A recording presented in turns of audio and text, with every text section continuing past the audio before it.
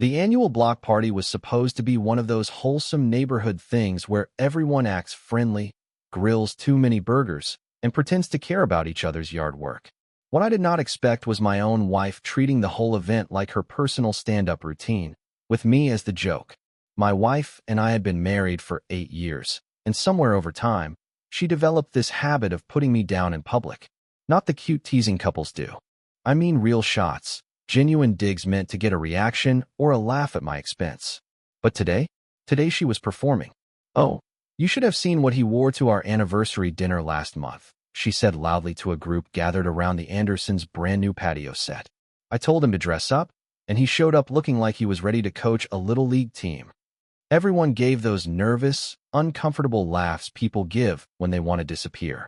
I was standing right there holding 2 plates of potato salad while my wife roasted me like it was open mic night.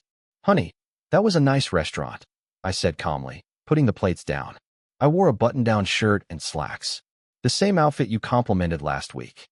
She rolled her eyes so dramatically I am surprised she did not hurt herself. See? He cannot even take a joke. Everything has to be serious with him. But the truth was, I was not angry. I was paying attention. Watching her put on this show, seeing how badly she wanted a laugh from anyone nearby, and wondering when exactly my wife decided respect was optional in our marriage. The afternoon kept going the same way. Every chance she got, she turned a conversation into a chance to belittle me. When our neighbor asked about my promotion at work, she jumped in before I could speak. "Oh, he loves bringing that up," she said. "It is basically the same job he already had, just with a fancier title. But do not tell him I told you." When someone complimented our lawn, she chimed in again. I practically had to force him to mow it. He would rather spend his weekends watching sports and stuffing his face with chips. Each jab was a little sharper than the last. She fed off the awkward laughter, the glances people gave me, a mix of pity and secondhand embarrassment. I stayed quiet.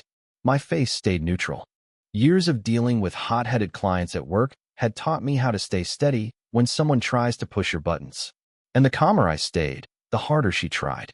"You are being awfully quiet," she said, getting close to me at the drink table. "What is wrong? Can't handle some harmless teasing?" "I am just listening," I said, "learning a lot about what you really think of your husband." She laughed, but it sounded tight. "You are being dramatic. Everyone knows we are joking." But we both knew that was not true. This was not joking. This was humiliation, and she was enjoying the spotlight. People were starting to drift away when she approached. Some made excuses to join other groups. Others avoided eye contact altogether. And then I noticed her, our neighbor from 2 houses down, the one who always walked her golden retriever and waved whenever she passed by.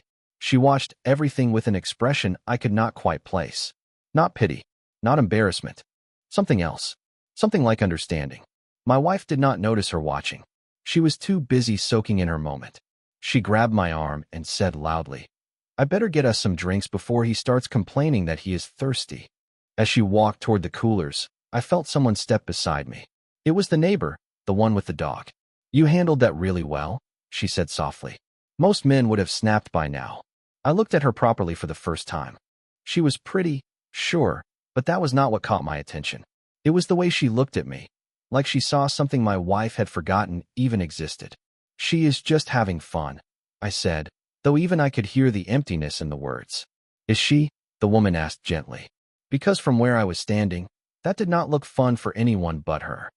Before I could respond, my wife was already walking back, 2 red plastic cups in hand, wearing the proud smile of someone who thought she had put on a good show. She had no idea that someone else had seen her behavior for what it really was. The party kept going, but something in me had shifted. I started noticing things I had ignored before. The way conversations died when we approached, the silence that followed her jokes, and the way that same neighbor kept glancing over, her expression unchanged. Meanwhile, my wife seemed thrilled with herself. She was already scanning the crowd, looking for her next opportunity to turn our marriage into a performance for people who wished they were anywhere else. What my wife did not notice was that her audience was getting tired of the whole act. About 20 minutes later, she announced loudly that she was going to check out the dessert table and maybe grab more drinks. "Try not to bore anyone while I am gone," she added, giving my shoulder a little pat like I was a kid she was leaving with a sitter. The laugh that followed sounded as fake as everything she had said that afternoon. The moment she stepped far enough away, the neighbor with the dog walked toward me again. Up close, I noticed something about her I had not picked up earlier. She moved with this calm confidence, like someone who knew exactly what she wanted and did not waste time pretending otherwise. "I am going to ask you something," she said, positioning herself so we stood face to face. "And I want you to answer honestly." I nodded. "Are you single?" Her question hit me like a slap, not because it crossed a line, but because of what it made me realize about where my marriage had ended up. Here was a woman asking if I was available, while my wife was maybe 50 feet away telling someone else about my supposed failures as a husband. "I am married," I said, although the word felt heavier and stranger than ever. She nodded like she expected that. "I figured as much," she said, "but I still had to ask. I have been watching you for months now." That caught my attention. "The way you treat people with respect," she continued. "The way you stay calm, even when someone is trying to tear you down. The way you do not make a scene, even when you would have every right to." I was not sure where she was going with this, but I also did not stop her. "I was hoping you were single," she said plainly, "because I have wanted to ask you out. Not play games or drop hints. I mean really ask you out. Dinner. Conversation. The chance to get to know someone who clearly has his priorities lined up." The directness of it almost stunned me. No sugarcoating. No flirtatious riddles. Just honesty from someone who saw something in me my own wife seemed determined to crush. "That is one hell of a compliment," I said. "But like I said, I am married." "I know," she replied, "and I can see how well that is working out for you." Before I could respond, she continued, "Look, I am not trying to break up a marriage, but I really do not understand how a woman can have a man like you and spend the whole afternoon treating him like a joke." It was a fair question, one I had been asking myself for 2 years. "She was not always like this," I said. Even as I spoke, I wondered if I was telling the truth, or if I had just been better at ignoring it in the early years. "People do not usually change overnight," she said. "Most of the time, we just finally notice the things we used to ignore."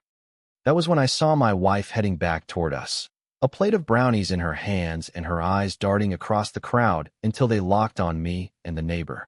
Even from across the lawn, I saw her whole expression shift. The polite smile she wore for the public faded, replaced by something harder, sharper.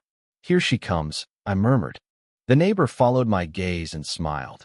Not a nervous smile or a guilty one, but the smile of someone who felt completely at ease with herself and her choices.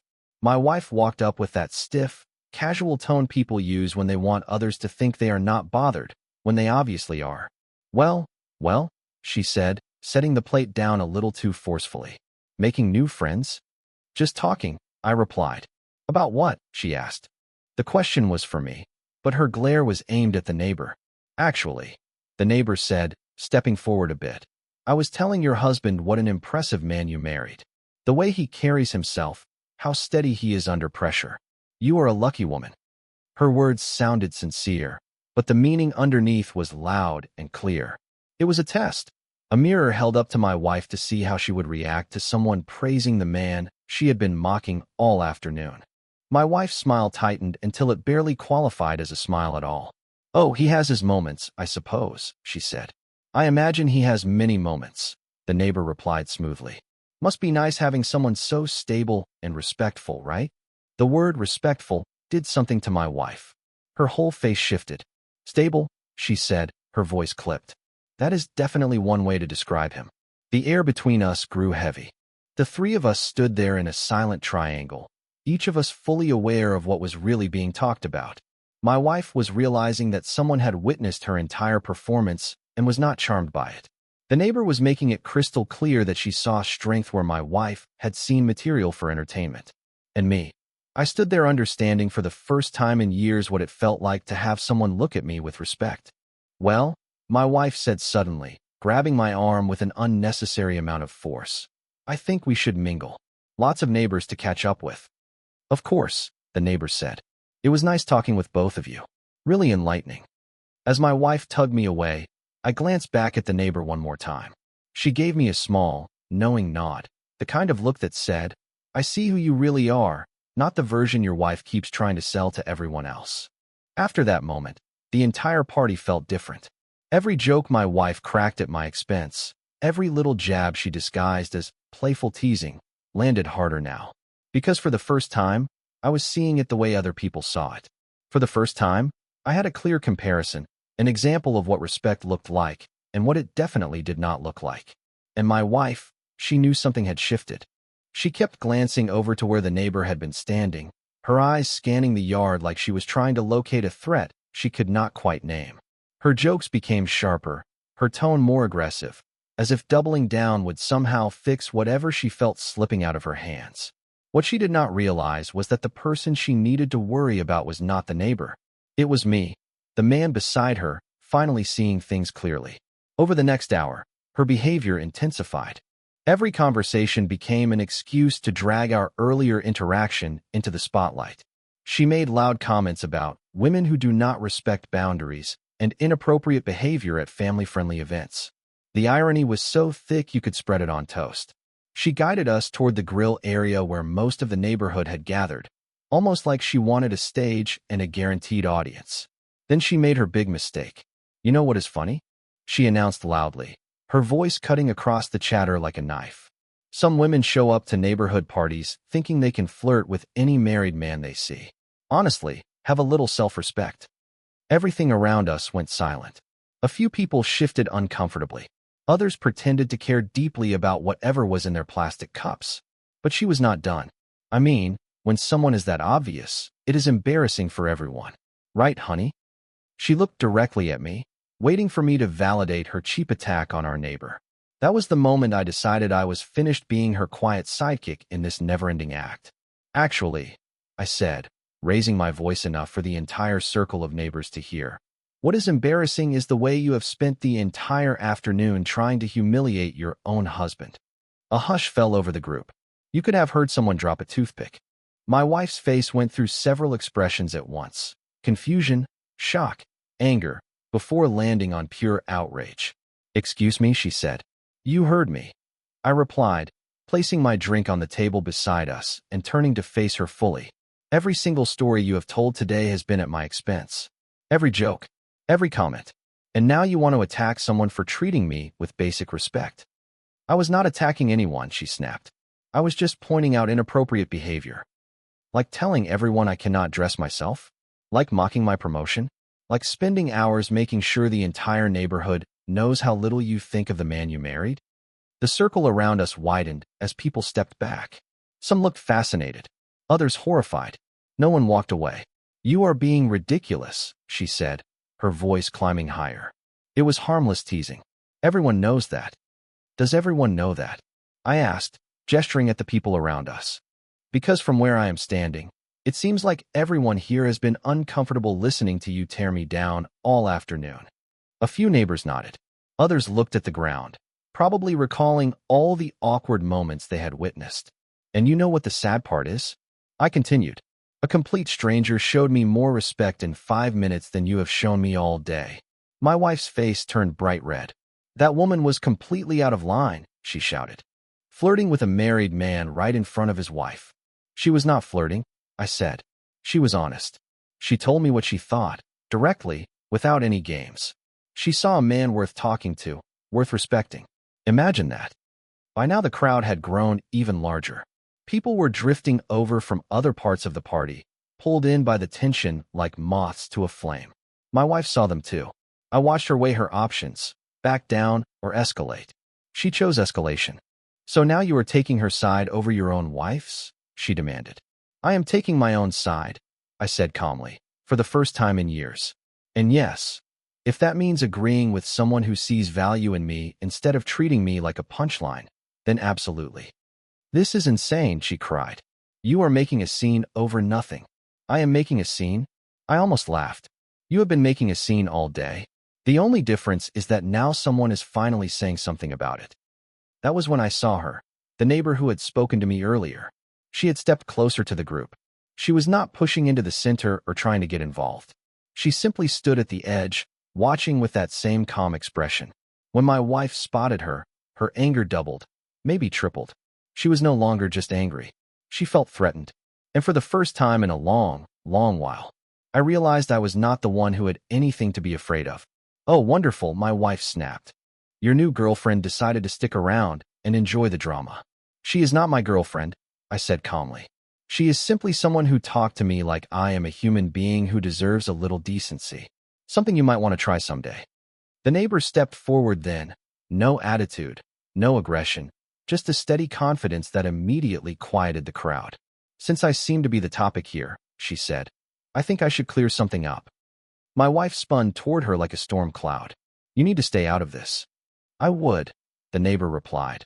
But you keep mentioning me. So let me explain exactly what happened. Her voice stayed even and steady, like she was explaining a simple fact at a board meeting. I approached your husband because I have watched him for months treat people with patience and kindness, even when they did not deserve it. I asked if he was single because I wanted the chance to get to know a man like that better.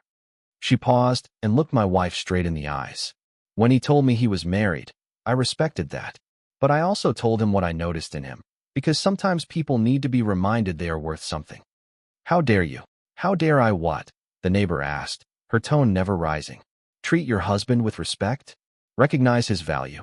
See a decent man while you spend your time tearing him down? The silence that followed was so heavy it felt like the air thickened. Every neighbor who had watched my wife's behavior earlier now saw it exposed in the harshest light possible. My wife looked around and finally realized her audience had turned on her. The sympathy she expected was nowhere to be found. Her performance had collapsed in front of the very neighborhood she wanted to impress.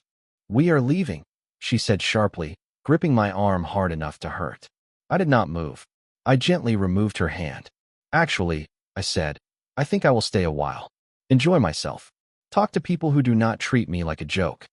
The look she gave me could have cut through metal, but for the first time ever, I did not care. I was tired of being controlled, belittled, and used as her entertainment. Fine, she hissed. Stay and embarrass yourself. But do not expect me to clean up your mess when you come crawling back home. She stormed toward the house, leaving behind a crowd of neighbors who had just witnessed 8 years of marriage unravel in front of the barbecue grill. Some people looked shaken. Others looked relieved, like they had been silently rooting for me for a long time. But the only person who really mattered in that moment was the neighbor who looked at me with something I had not seen in my wife's eyes for years. Respect. I stayed at the block party for another 2 hours, not to make a point, but because I genuinely enjoyed myself. Neighbors approached me not with pity, but with the kind of friendliness you showed as someone who finally stood up for himself. A guy from down the street clapped my shoulder. About time, man. We have all seen how she treats you. We were wondering when you would finally snap. An older woman who had organized the gathering pulled me aside. That took courage, she said. A lot of marriages fall apart because one person stops respecting the other. But the neighbor, the one who had unintentionally started the whole thing, said the words that stayed with me. You handled yourself perfectly, she said. No shouting, no cheap shots, just honesty. That is rare. When I finally headed home, I already knew what I was walking into. My wife's car was parked in the driveway. Every light in the house was blazing like a warning sign. She was waiting for me. I found her sitting at the kitchen island, gripping a cup of coffee like it was a weapon, her expression tense and ready for war.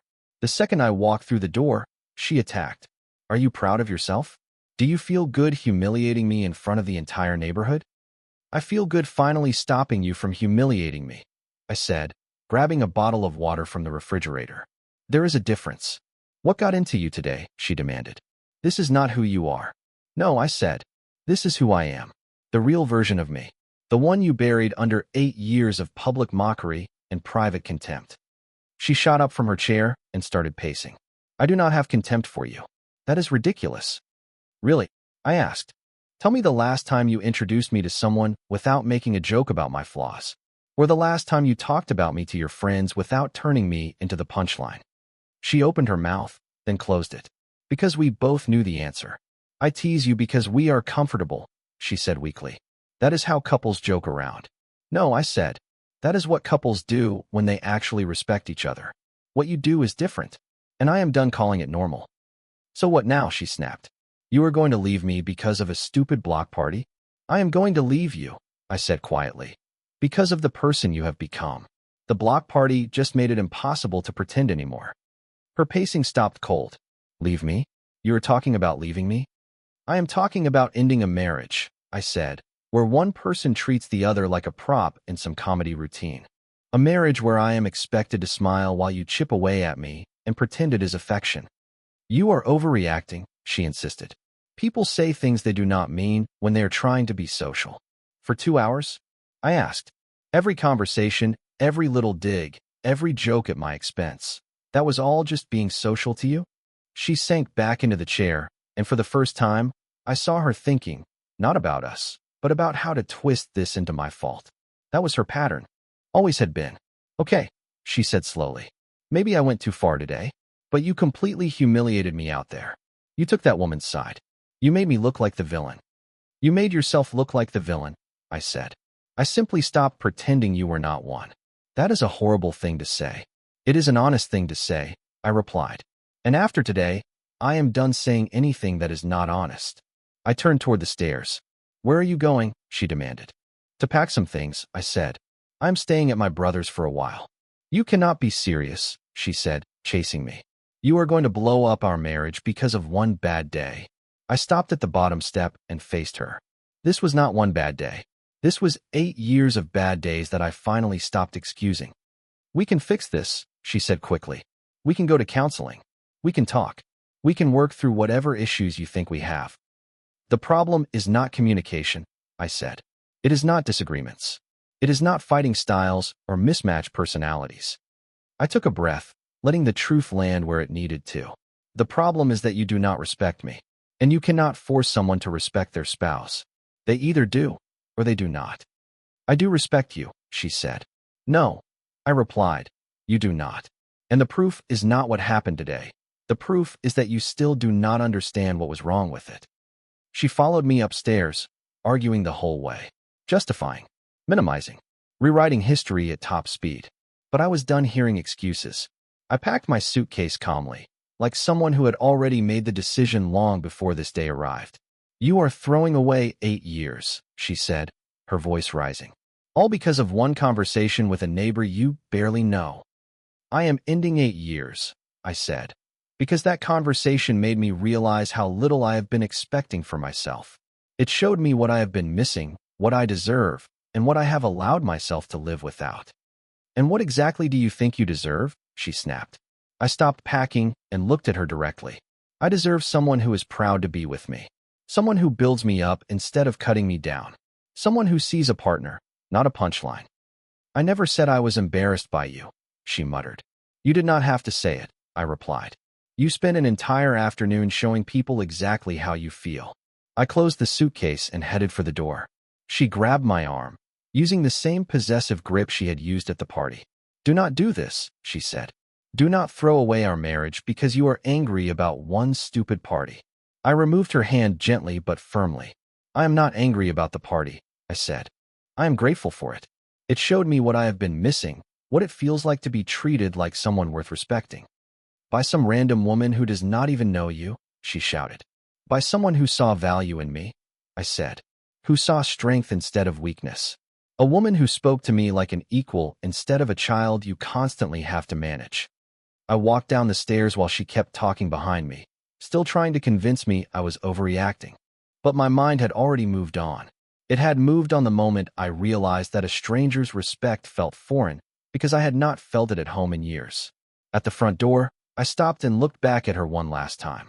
When you figure out why treating your husband with contempt is not love, I said, call me. Until then, I will be around people who actually like me. I walked outside, put my suitcase in the trunk, and drove away from 8 years of settling for less than I deserved.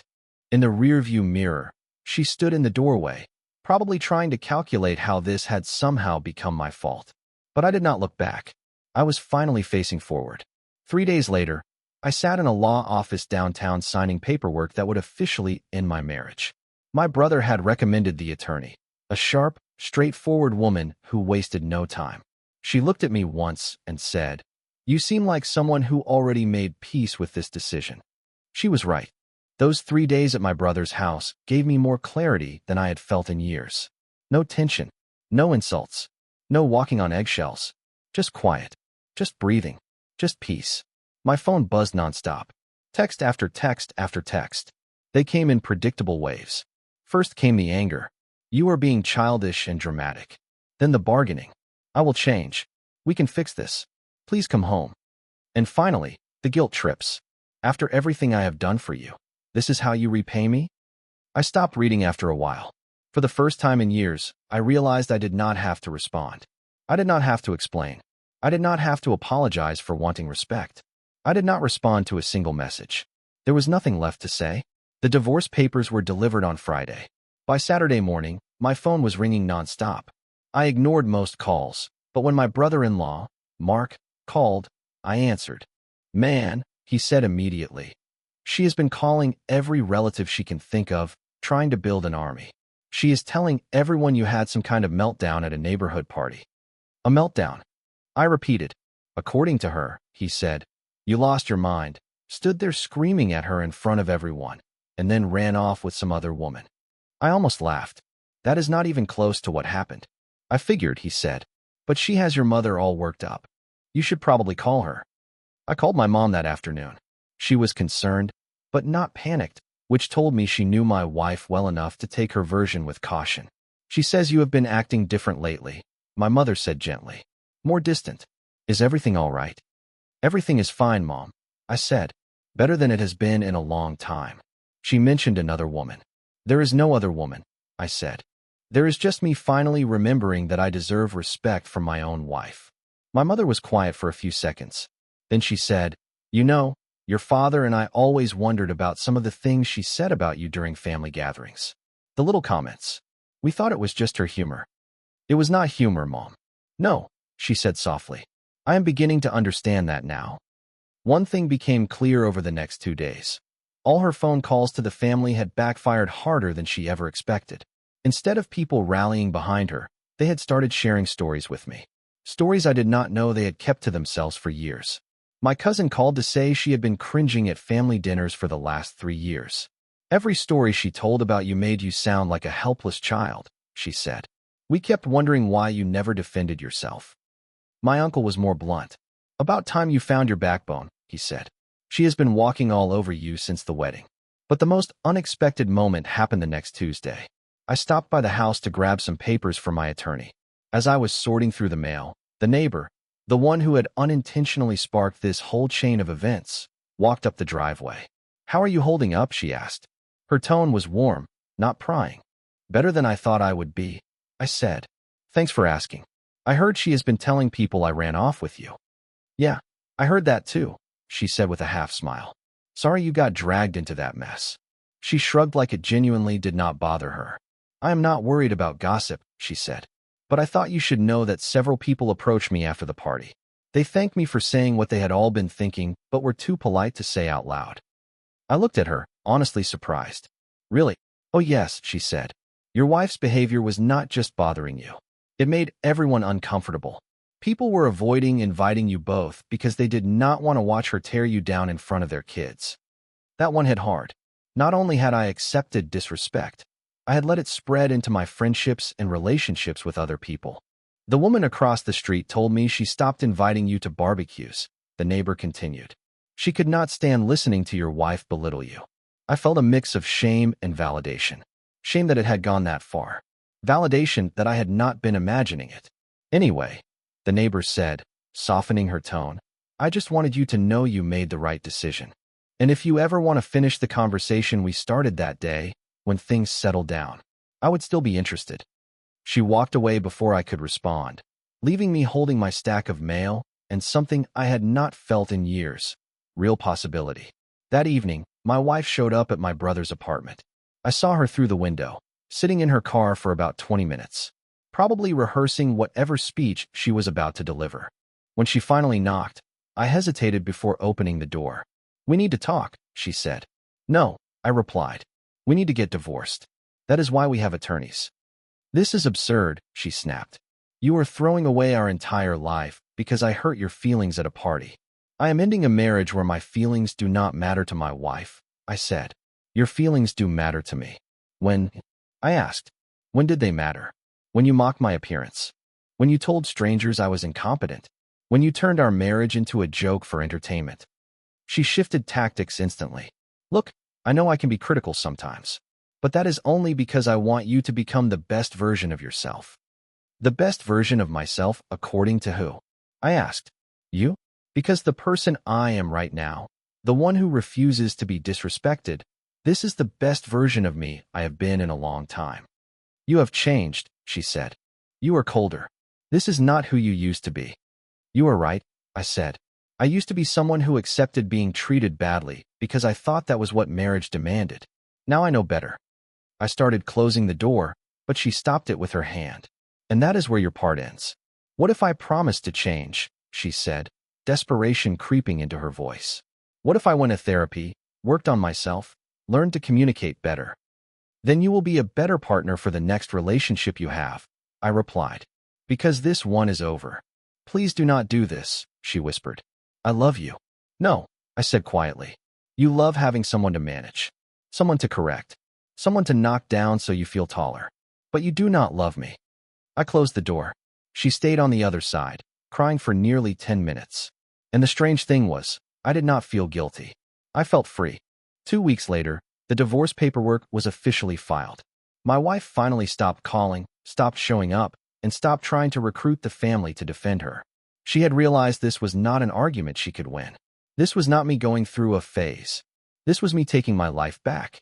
6 months after the block party that changed everything, I stood in my new kitchen on a Saturday morning, making coffee without anyone hovering over me, correcting me, or suggesting I was doing it wrong. The divorce had been finalized 3 weeks earlier. Clean, simple, without drama. My ex-wife had stopped fighting the process once she realized the family and neighbors were not taking her side. It is hard to spin a story when the people who witnessed the behavior know the truth. I bought a house only 3 streets over from our old neighborhood, close enough to keep the friendships I had rediscovered, far enough to start over without her shadow following me. My brother asked why I did not move across town for a fresh start. Because I am not running from anything anymore, I told him. This is my neighborhood too. Watching the neighbors during this whole process was interesting. Some chose sides. Most did not. Most were simply relieved they no longer had to watch the awkward dynamic my ex-wife created whenever we showed up. The couple next door to our old place actually told me they started hosting gatherings again, something they had stopped doing because they could not stand witnessing the constant public digs she aimed at me. My ex-wife moved in with her sister across town. Word was she had been telling people I had a midlife crisis. But fewer and fewer folks believed that story as time went on. When you spend years tearing someone down in public, people remember, and when they finally see the truth, they do not forget. The doorbell rang, snapping me out of my thoughts. Through the window, I saw her, the neighbor who started all of this with one honest conversation. "Hope you do not mind me stopping by," she said when I opened the door. "I was walking past and saw you were awake." "Not at all," I said. "You want some coffee?" We sat on my back deck, talking about everything except the obvious history between us. We talked about work, travel plans, the new restaurant downtown, normal conversation between two people who respected each other. After a while, she asked softly, "Can I ask you something?" "Sure," I said. "Do you ever regret it? Standing up for yourself that day?" I took a moment to think. "I regret not doing it sooner," I said. "But the decision itself? No, not for a second." She nodded like that was the answer she expected. "Good, because I have wanted to ask you something for months, but I did not want to complicate things while you were going through the divorce." She set her coffee down and looked me straight in the eyes. "I know this might seem quick, but would you like to have dinner with me? A real dinner, not party small talk." It was simple, direct, honest. Everything I had forgotten relationships could be. "I would like that," I said. "I would like that a lot." We made plans for the following weekend. Nothing rushed, nothing dramatic, just two people willing to see where things might go. After she left, I stayed on the deck for another hour, thinking about how different my life looked now. No bracing for criticism. No wondering which version of myself would be mocked next. No more pretending disrespect was normal. My phone buzzed. A message from my brother. "Saw your ex at the grocery store yesterday. She looked miserable." I did not respond. Her happiness was no longer my responsibility, and her misery was not my victory. It was simply the result of treating people badly until they finally walked away. That evening, I grilled a steak on my new patio and ate it while watching the sun drop over the rooftops. No one criticizing my cooking. No one making jokes about how I seasoned the meat. No one telling me I was doing it wrong. Just peace. Just respect. Just a life I had forgotten I deserved. The block party had been 6 months ago, but it felt like a lifetime. The man who stood there accepting public humiliation as the price of keeping the peace was gone. In his place was someone who finally understood something important. Respect is not negotiable. Dignity is not optional. And sometimes the bravest thing you can do is stop accepting less than you are worth. I raised my beer toward the sunset and smiled. Tomorrow looked pretty good.